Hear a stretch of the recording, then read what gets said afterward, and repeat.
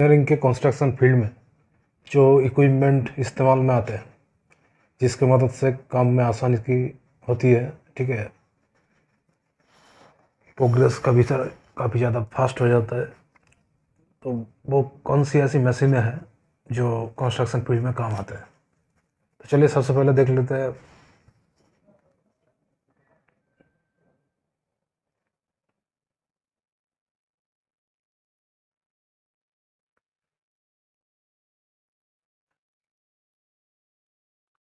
This is front end back हो loader, ठीक है।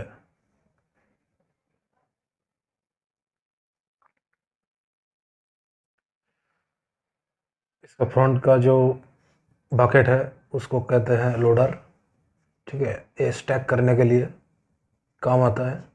और पिछले हिस्से की जो बकेट है जिसको हम कहते हैं एक्सकावेटर, यहाँ पे टीथ लगी होती है, इसकी मदद से खुदाई में काम आता है, एक्सकेवेट करने के लिए काम आता है। ये हो गया टायर व्हील, ठीक है। जैसे भी कई प्रकार के कैटेगरी के अंदर आता है, जैसे रोलर व्हील, मेटल व्हील, ठीक है, टायर व्हील। तो ये front end back loader basically tyre wheel पे बेस्ड है। जेसीबी का आता है, कैटरपिलर का आता है, और कभी कभार एल&टी कोमात्सुकी भी आता है, ठीक है। जेसीबी इनमें से काफ़ी ज़्यादा पॉपुलर है। तो एक हो गया front end back loader. Front के बकेट के मदद से हम लोड करते हैं, स्टैक करते हैं, ड्रेसिंग करते हैं। और पिछले की हिस्से के मदद से, पिछले की जो बकेट लगा होता है उसके मदद से हम लोग क्या करते हैं, हम लोग खुदाई करते हैं, एक्सकवेट करते हैं। इसलिए फ्रंट का हो गया लोडर एंड बैक का हो गया बैक हो एक्सकवेटर, ठीक है। चलिए दूसरे व्हीकल पे आते हैं। दूसरे व्हीकल पे जो है वो है क्या, बकेट ट्रक। बकेट ट्रक के मदद से इसका जो बूम है उसको मशीन की मदद से, हाइड्रोलिक की मदद से ऊपर या फिर नीचे करके हम लोग क्या करते हैं, बकेट में रखा हुआ जो मटेरियल है उस सामान को ऊपर कभी पहुंचाते हैं और कभी नीचे लाते हैं। तो ये हो गया बकेट ट्रक, ठीक है। तीसरा नंबर पे जो आता है वो है बुलडोज़र। कईयों के मन में ये संदेह, कन्फ्यूजन सा रहता है कि बुलडोज़र और जेसीबी एक्सकावेटर एक चीज़ है। ऐसा बिल्कुल भी नहीं है। बुलडोज़र की मदद से हम लोग क्या करते हैं, बुलडोज़र की मदद से हम लोग डिग भी करते हैं और लोडिंग भी करते हैं। लेकिन बुलडोज़र का जो टायर है वो क्रोलर व्हील होता है।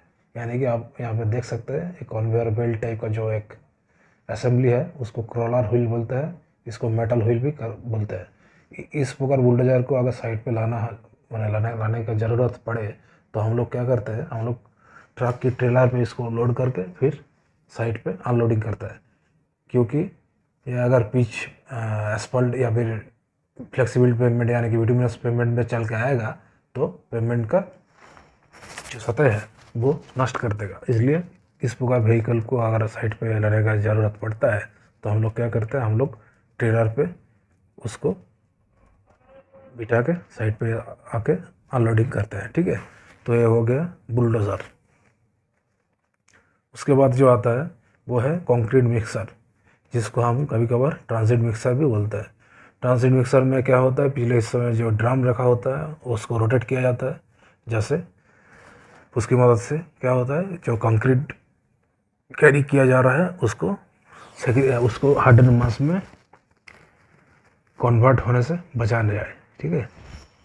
उसको बचा लिया जाए हार्डन मास में। कंक्रीट को जो क्लॉट होने से हम लोग प्रिवेंट करते हैं इस ड्रम को रोटेट करने के माध्यम से।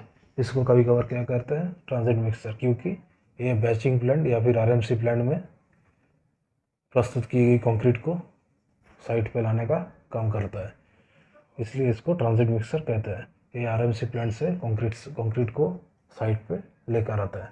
उसके बाद क्या है, क्रेन। क्रेन के जो ऊपरी हिस्से में लगा होता है उसको बूम कहते हैं। उसको ऊपर नीचे किया जाता है, उसकी मदद से मटेरियल को शिफ्ट किया जाता है। या फिर गार्डर लॉन्चिंग, स्टील स्ट्रक्चर अगर हो रही हो कहाँ पे, फ्लाईओवर पे, तो उसको उसकी जो गार्डर लॉन्चिंग है उसको हम जनरली क्रेन की मदद से करते हैं। और भी काफ़ी सारे इसका एप्लीकेशन है, जैसे हेवी आरसीसी होम पाइप को इधर से उधर ले जाना, उसको ट्रेलर से नीचे उतारना। काफ़ी सारे एप्लीकेशन है क्रेन का, ठीक है। रेनफोर्समेंट सरिया को एक जगह से दूसरी जगह में शिफ्ट करना, काफ़ी सारा एप्लीकेशन क्रेन का होता है। उसके बाद आता है ड्रम ट्रक। ड्रम ट्रक क्या करता है बेसिकली, ड्रम ट्रक के माध्यम से ह्यूज क्वांटिटी ऑफ सॉइल को हम लोग ट्रांसपोर्ट करते हैं या फिर लीड देते हैं। कंस्ट्रक्शन फील्ड में एक्सेसिव सॉइल यानी कि सरप्लस अर्थ को मूव करने का जो मेथड है उसको हम क्या करते हैं, लीड देना।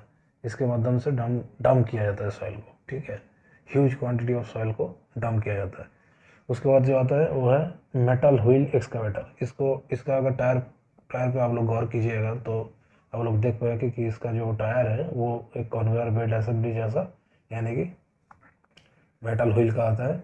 इसको metal wheel clot type excavator हम लोग बोल सकते हैं। इसमें आप गौर कीजिएगा कि यहाँ पे कोई बकेट लोडर नहीं लगा है। इसका मतलब ये सिर्फ और सिर्फ एक्सकावेट कर सकता है, लोडिंग नहीं, ठीक है। उसके बाद आता है फॉकलिफ्ट।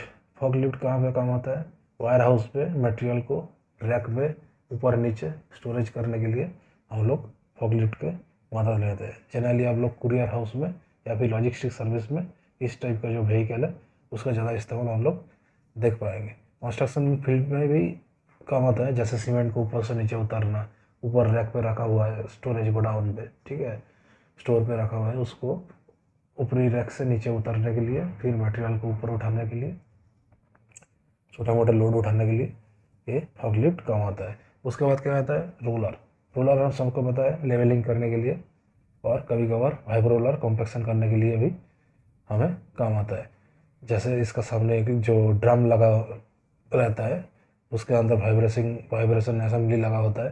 कभी कभार वाइब्रेशन भी करता है और कभी कभार नॉर्मल लोडर भी काम आता है। जनरली इंफ्रास्ट्रक्चर वर्क में लोडर में ज़्यादा काम आता है, रोड कंस्ट्रक्शन में, ठीक है।